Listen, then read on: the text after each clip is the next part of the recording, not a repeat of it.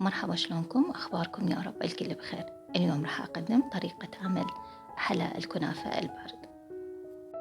المواد اللي راح أستخدمها بهذه الوصفة: راح أستخدم 3 قلاصات من الحليب، 3 ملاعق من الشكر المطحون، ملعقتين من النسكافيه، وراح أضيف 3 ملاعق من النشا. من بعدها راح أخلط على البارد وأضيف ملعقة من الطحين وأخلط المواد كلها على البارد. من بعدها راح أخليها على الطباخ لحد ما يسخن عندي القوام.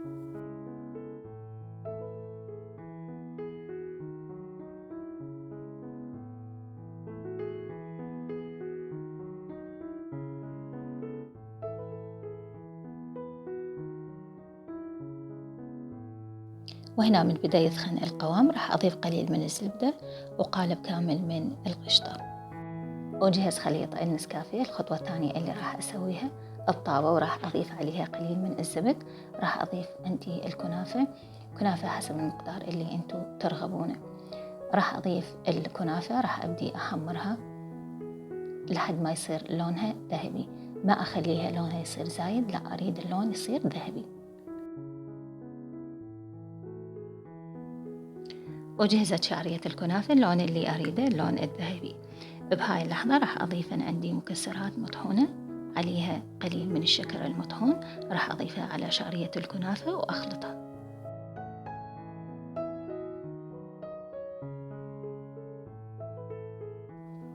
وهنا استخدمت قطعتين عندي من الكيك الجاهز، راح أقطعها وأستخدمها، أضيفها على الطبقات حلا الكنافة البارد.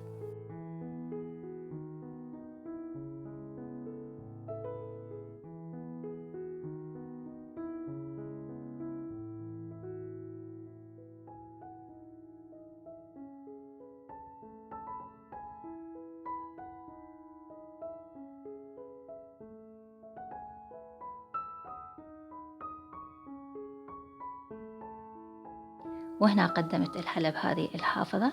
خليت الطبقة الأولى شعرية الكنافة، الطبقة الثانية قطع الكيك، من بعدها ضفت خليط النسكافيه،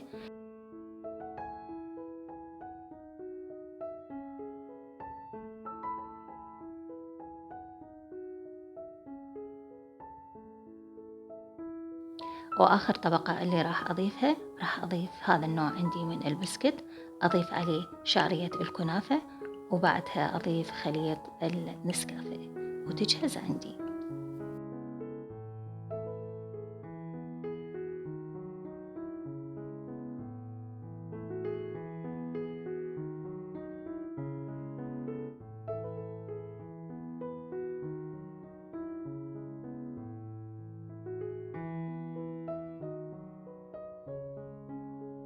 راح أخليها بالثلاجة ليلة كاملة.